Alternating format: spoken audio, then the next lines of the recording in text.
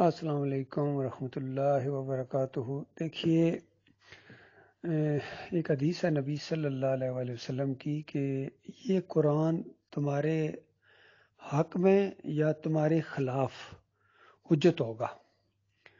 یعنی کل قیامت کے دن اگر تمہارا ایمان، عقیدہ، عمل اس قرآن کے مطابق ہوا تو تمہارے حق میں ہوگا، یعنی تم اس کو دلیل کے طور پر پیش کرو گے کہ یا اللہ،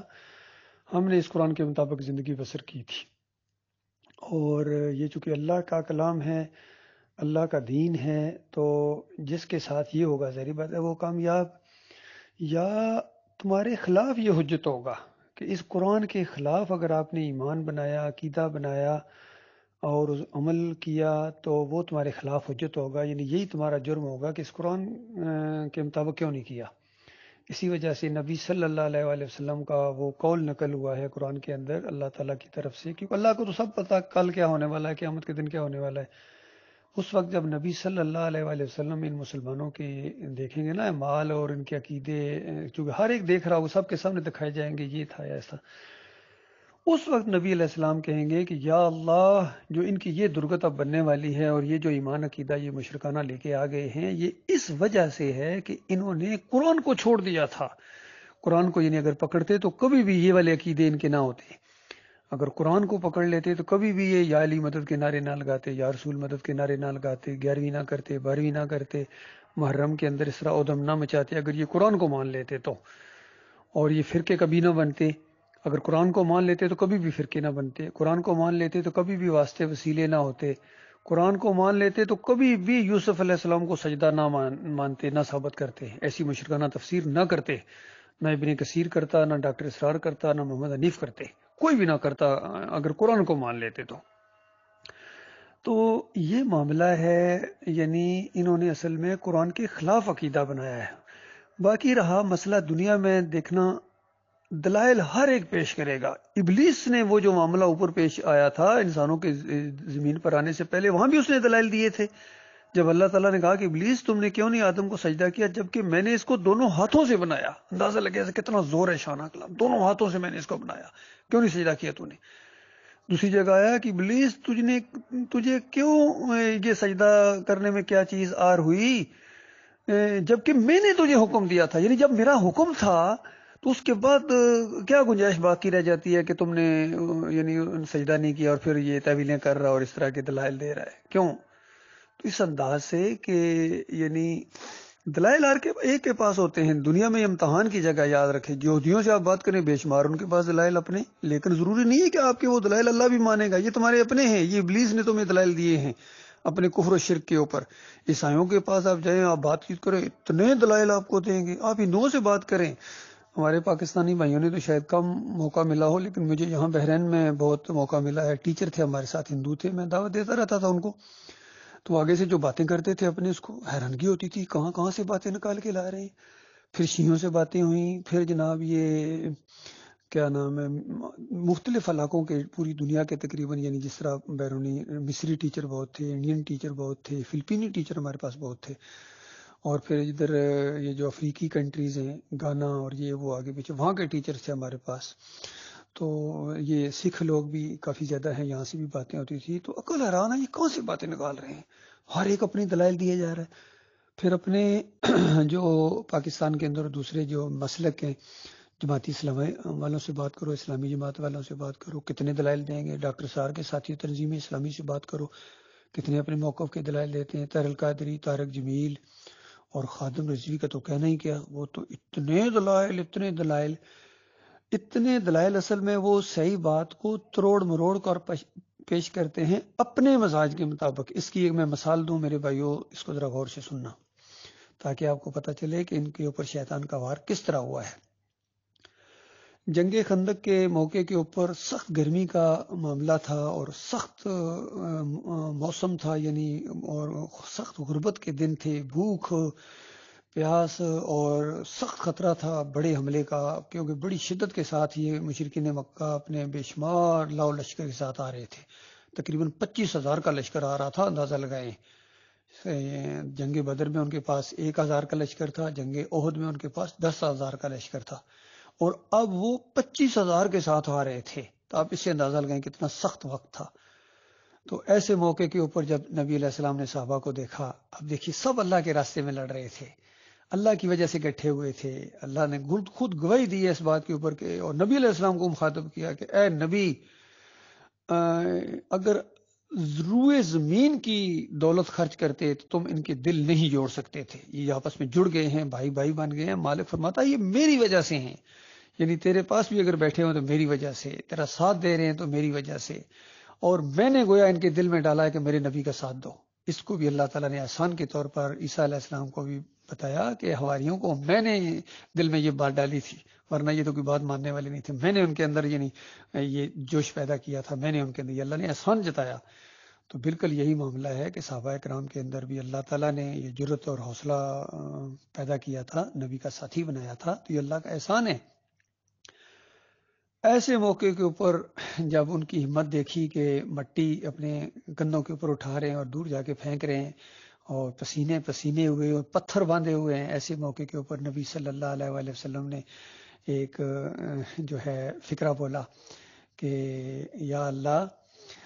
فغفر للمہاجرین والانصار، اس طرح کا ایک فکرہ ہے، شاعرانہ وہ یعنی وہ ہے کہ لفظ ہے جس انداز سے۔ تو صحابہ نے جب سنا تو صحابہ جوش میں آ گئے اور آگے سے جواب دیا۔ نہیں، میں تھوڑا سا یہ پہلے والا فکرہ پہلے بول گیا ہوں، پہلے صحابہ نے یہ رجز پڑھے، اس کا جواب دیا تھا نبی علیہ السلام نے۔ صحابہ نے یہ شعر پڑھا کہ نحن ویعود محمدن علی الجہاد ابدا بقینا ما ابدا، اس طرح کے الفاظ ہیں کہ ہم ہارنے والے نہیں ہیں، ہم پیچھے ہٹنے والے نہیں ہیں، ہم نے تو محمد صلی اللہ علیہ وسلم کے ہاتھ پر بیعت کی ہے ہمیشہ ہمیشہ جہاد کی جب تک ہم زندہ ہیں، اور یہ ہمارے یہ جو کافر و مشرک ہیں ہمیں فتنے میں ڈالنے کی کوشش کرتے ہیں کہ اس دین کو چھوڑ دو، ہرگز ہم ان کی بات نہیں مانیں گے، ہرگز یہ باتیں مانیں گے۔ اس انداز سے جب انہوں نے یہ شعر پڑھے تو نبی علیہ السلام نے سنے، اور نبی علیہ السلام بہت خوش ہوئے، اور اس کے جواب میں نبی علیہ السلام نے ان کو دعائیں دی اسی طرح کہ یا اللہ ان مہاجرین کو، انصار کو مالک معاف کر دے، اس انداز سے۔ تو اب دیکھیے کتنے یہ مجاہدانہ انداز ہے، ماحول ہے، اور کس طرح ایک نوجوانوں کو گرما دینے والا یہ انداز ہے کہ ہمت نہیں ہارنی ہے۔ لیکن کیا کہوں اشرف علی تھانوی کو، حکیم الامت کو، دیکھیے اس کے دماغ میں یہ جو موقع تھا اس نے کیا کیا، اس نے کہا قوالی جو سننا ہے نا، قوالیاں سننا یہ بالکل مباح ہے، جائز ہے۔ یہ صحابہ بھی وہ جب وہ کیا نام ہے خندق کھود رہے تھے تو قوالی سن رہے تھے، قوالی کہہ رہے تھے، ان اشعار کو وہ قوالی کہہ رہا ہے اشرف علی تھانوی، اور انہی اشعار کو یہ خادم حسین رضوی نے اپنی تقریر کے اندر ان اشعار کو کہا کہ صحابہ نعت پڑھ رہے تھے۔ بتائیے یہ نعتیں تھیں، یہ مجاہدانہ جو الفاظ بول رہے تھے وہ اللہ کے بندے، اللہ کے دین کے غلبے کے لیے، اللہ کے راستے کے یہ مجاہد، جہاد فی سبیل اللہ، اس کو جہاد فی سبیل اللہ کہا جاتا تھا، قتال فی سبیل اللہ کہا جاتا تھا، کوئی بھی اس کو قتال فی رسول اللہ نہیں کہتا تھا، بلکہ ابو بکر صدیق رضی اللہ تعالیٰ نے جب خطبہ دیا نبی علیہ السلام کی میت ابھی دفن بھی نہیں ہوئی تھی بعد میں، اور اسی نقطے کو گویا پوری اس خادم رضوی کی جو ہے یہ جو جماعت ہے اس کا جواب ہے وہ، کیونکہ یہ ہر بات نبی کی طرف پھیرتے ہیں، ہر نبی کی بندگی چونکہ کرتے ہیں۔ تو ابو بکر صدیق نے یہ اعلان کیا تھا الا من کان منکم یعبد محمد فان محمد قد مات، کہ سنو تم میں سے جو محمد صلی اللہ علیہ وآلہ وسلم کا پجاری تھا، یعنی ان کی رضا چاہتا تھا اور ان کو خوش کرنے کے لیے سب کچھ کرتا تھا، تو آج اس کا معبود فوت ہو گیا۔ اور جو ومن کان منکم یعبد اللہ حی القیوم لا یموت، اور جو اللہ کی بندگی کرتا تھا، اللہ کو خوش کرنے کے لیے سب کچھ کرتا تھا، حی القیوم وہ ہے، اس کو موت نہیں ہے۔ تو صحابہ کا کنسیپٹ یہ تھا کہ وہ جو نبی علیہ السلام سے محبت کرتے تھے اپنی جان سے، بیوی بچوں سے، وہ ایمان کی وجہ سے کہ ہمارے مالک کے یہ رسول ہیں، ہمارے اللہ کے یہ رسول ہیں، تو یہ اللہ کی محبت کی وجہ سے تھا۔ لیکن اس کا الٹ کر دیا ڈاکٹر اسرار نے بھی، اور اعلیٰ حضرت نے بھی، اور ایک اور حکیم الامت علامہ اقبال نے بھی، ان تینوں نے اس انداز سے انہوں نے کہتے ہیں کہ نبی کی محبت جب اللہ سے زیادہ ہو جائے نا، اس وقت بہت بندہ جوش آ جاتا ہے، اس وقت جو نا عشق کی انتہا ہوتی ہے، اور اس کے بغیر آپ انقلاب نہیں لا سکتے ہیں جب تک نبی کو آپ اللہ سے زیادہ محبوب نہ سمجھیں۔ تو آپ بتائیے کہانی ختم ہو گئی، جب نبی کو آپ نے اللہ سے زیادہ بڑھا دیا تو بتاؤ پھر آپ کا دین کہاں رہا؟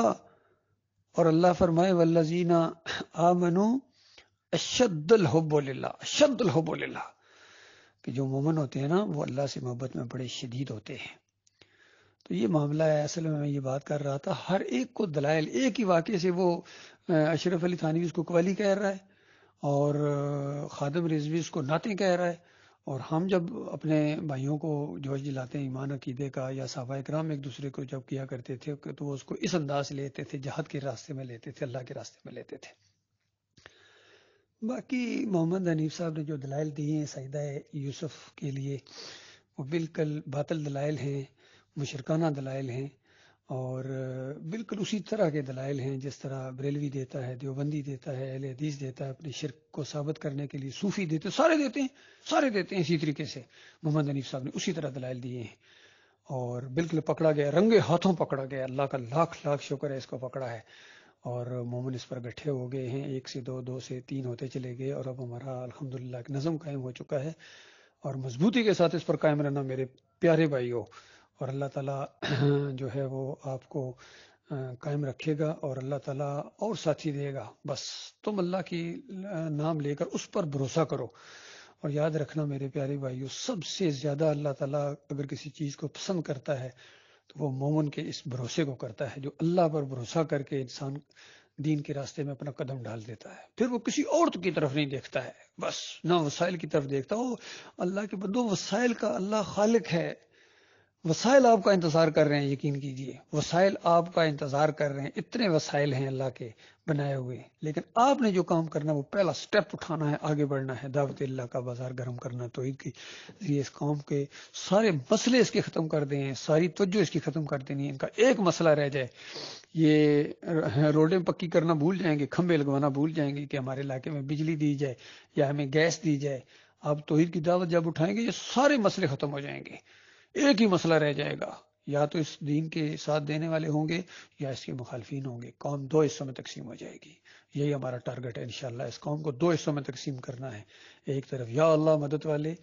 اور یا اللہ خیر، یا اللہ مدد، اللہ اکبر، اور ان کے مقابلے میں ہوں گے بجرنگ بلی والے، اور دوسرے یا علی مدد والے اور یا رسول مدد والے اور یا غوث مدد والے